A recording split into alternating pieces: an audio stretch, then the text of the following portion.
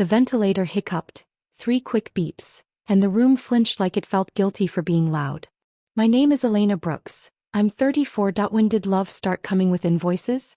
The plastic hospital wristband cut into my wrist as I stood, numb, watching my son's chest rise only because a machine allowed it. A nurse whispered his name like it might break. The floor beneath me was cold enough to feel intentional. I'd learned which tiles didn't wobble when I lay down to rest my spine for 10 stolen minutes. My phone lit up the dark. Not a call. A photo. My sister, salt in her hair, holding a drink with an umbrella. I could almost hear laughing. Behind her, my parents smiled like the sun had finally forgiven them. Another buzz. A text this time. Dad says you should help pay for our vacation. I stared at the screen until the words stopped looking like language and became shapes. The wristband gleamed under fluorescent light, a thin loop reminding me I belonged to this room, not that shoreline. Somewhere down the hall, a cart rattled by. It sounded impatient, like it had places to be. I didn't reply, and in the quiet after that decision, I understood something soft and sharp at once. They weren't unaware of where I was, they were choosing it. The phone rang just after midnight, the sound too loud for a room that smelled like antiseptic and warm plastic. I stepped into the hallway, pressing my back to the cool wall, eyes fixed on the small square window of my son's room. The ventilator kept time. Like it was counting something down. Hello. My voice didn't sound like mine. My mother didn't ask how he was. She didn't say his name. She sighed first. A tired practice sound. Your sister said you didn't respond, she said. We were worried you might be upset. I watched a doctor walk past without looking at me. His shoes squeaked. The sound stayed behind after he was gone. I'm at the hospital, I said. Yes, we know, she replied quickly. Too quickly. But this trip was already booked. Non-refundable. Your father thinks it's only fair you help. After all, family supports family. Behind the glass, my son's fingers twitched. Just once. I pressed my palm to the window, matching the shape of his hand with mine. You're always so dramatic, she added gently, like a blanket being tucked over something rotten. You should be grateful we're finally relaxing. A nurse adjusted a monitor. The screen glowed brighter for a second, like a warning. My hand started to shake, not from anger yet but from clarity. Something inside me went very still. I didn't answer her right away. The silence stretched, thick and deliberate, like I was finally using a language she understood. Elena, my mother prompted. Are you still there? I slid down the wall and sat on the floor, back against the cold paint. The hospital wristband brushed my skin when I moved. Soft plastic, slightly damp from sweat. I twisted it once, twice, until the edge pressed into my pulse. Proof of where I belonged. Proof of what they were ignoring. I'm here, I said. Well, she asked. Your father's very disappointed. He thinks you're being selfish. Selfish. The word settled between us and didn't move. Through the glass, my son's chest rose again. The machine did the work. I watched his eyelashes, still impossibly long, unmoving. I counted his breaths because counting felt like control. You've always held grudges, my mother continued. This is just stress talking. Once this passes, you'll feel silly. Once this passes, as if it were weather. I closed my eyes. In the quiet, I noticed something strange. How calm I felt. Not empty. Not broken. Just clear. Like a mirror finally wiped clean. I can't talk right now, I said, and meant something much larger than the sentence. She inhaled sharply. We'll discuss this tomorrow. The call ended. The ventilator kept breathing, and I realized tomorrow was a word I no longer owed them. I stayed on the floor long after the call ended, listening to the hospital breathe around me. The lights hummed overhead. Somewhere, a TV murmured in a waiting room, canned laughter leaking through the walls. I pulled my knees to my chest and rested my forehead against them. The tile was colder now, or maybe I was just finally feeling it. In the reflection of the glass, I saw myself faintly, hair unwashed, eyes hollow, wristband glowing like a small white flag. A mirror I hadn't asked for but needed. I pressed my thumb against the plastic band until it left a shallow dent. Sprang back. Always resilient. Unlike the people who'd raised me. A nurse stopped beside me. You should try to sleep, she said softly. It wasn't advice. It was kindness. I will, I lied. When she walked away, my phone buzzed again. Not my family. A bank alert. Auto payment scheduled. Beachline Resorts. Pending. I stared at the screen. The amount.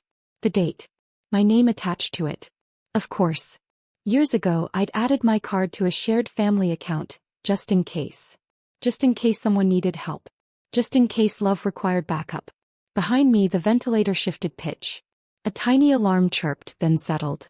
My heart followed it back down. I didn't cancel the payment. Not yet. I opened my banking app and turned the screen dark again, letting the knowledge sit between my ribs. They thought my silence meant compliance. They didn't know silence could also be preparation. Morning crept in without asking, a pale light leaking through the blinds like it was unsure it belonged. My son hadn't moved, neither had I, at least not in the ways that mattered. A social worker stopped by with a clipboard and a voice trained to be gentle. She explained things I already knew. Insurance limits, emergency assistance, temporary housing options for parents who slept on floors. Her pen clicked each time she paused. Click, click, like punctuation. My phone buzzed again. A group message this time. Beach day. A photo followed. My parents' feet in the sand, toes pointed toward the water, matching sunglasses discarded nearby like they'd rehearsed being carefree. I noticed details I'd never paid attention to before. How my sister cropped the frame so no one could see the billboards behind them. How my mother's hand rested on my father's knee, possessive, territorial. How no one held a phone like they were waiting for bad news. A second message came in, softer. Hope everything's okay your way. I almost laughed. The sound stayed stuck in my throat, unfinished. Instead I opened the bank app again. This time I didn't rush. I read every line. Every permission I'd ever granted. Every access point I'd been too tired, too trusting to question. My thumb hovered over one option. Remove linked payment method. Behind the glass my son exhaled, machine-assisted but steady. I placed my hand against the window again, grounding myself in the cold. I'm here, I whispered to him. Maybe to myself. I tapped once. The screen confirmed the change without drama. Silence followed. Clean. Conventional. Mine. The first call came an hour later. I was standing when it rang, legs stiff, watching condensation slide down the inside of the window like it was trying to escape. The name on the screen didn't surprise me. My sister's ringtone used to be a song we danced to as kids. I'd forgotten to change it. I let it ring. It stopped. Started again. Then a message, clipped and confused. Did you change something with the card? I pictured them at the front desk. Sunburned, impatient, credit card machine blinking red. My father leaning forward with that smile he used when things were about to become someone else's fault. I didn't answer. 10 minutes later my mother called. I watched her name glow, reflected faintly in the glass like a ghost layered over my son's still body. The ventilator hissed softly, indifferent. Elena, she said the second I picked up, her voice sharp now, stripped of its bedtime softness. There's a problem. I waited. The hotel says the payment didn't go through, she continued. This is humiliating. Your father is furious. Behind her words I could hear waves. Laughter. A life that assumed my compliance like gravity. I'm at the hospital, I said again, the sentence unchanged, newly fortified. There was a pause. A recalibration. This isn't the time for punishments, she warned. We can talk about your feelings later. I looked at my reflection, wristband, hollow eyes, spine finally straight. The mirror didn't flinch. I didn't punish anyone, I said quietly. I just stopped pretending. The line went silent, but I knew. This wasn't over, they were about to escalate. They escalated the way they always did, by recruiting witnesses. By noon my phone was heavy with messages. An aunt I hadn't spoken to in years. A cousin who used to borrow money and forget to return it. Even a family friend who signed every text with love and light. Your parents are under a lot of stress. This isn't like you. You should keep the peace. Keep the peace. As if peace were something I'd stolen. I stood at the sink in the small family bathroom and washed my hands slowly. The mirror above it was smudged, unforgiving. I caught my own eyes and held them there. For once I didn't look away. A voicemail came through. My father this time. His voice was low, controlled, dangerously calm. You've embarrassed us, he said. The hotel staff treated us like criminals. If you don't fix this today, don't expect things to go back to how they were. I deleted the message without finishing it. Instead, I opened a different app. Hospital billing. Emergency assistance. A social worker had circled a number earlier and said, "You qualify. Don't be ashamed." I filled out the form with shaking hands that didn't stop me. Through the glass, my son's eyes fluttered. Not open. Not closed. But trying. I pressed my palm to the window, wristband bright, reflection steady.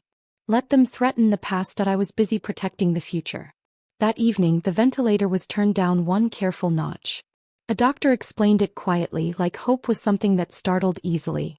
My son's chest rose. Still assisted, still fragile, but now there was effort there. Intention.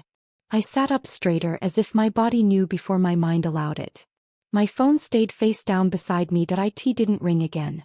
Later, when the room softened into night, I finally checked it. No apologies. No concern. Just a final message from my mother, sent hours earlier. "We'll talk when you're ready to be reasonable." I read it once. Then I archived the family thread without ceremony. Not blocked. Not dramatic. Just moved aside. The mirror in the room caught me as I stood. Wrinkled clothes, tired face, wristbands still glowing. I barely recognized the woman looking back. She looked steadier. Quieter. Like someone who had stopped negotiating her worth. A nurse smiled at me as she passed.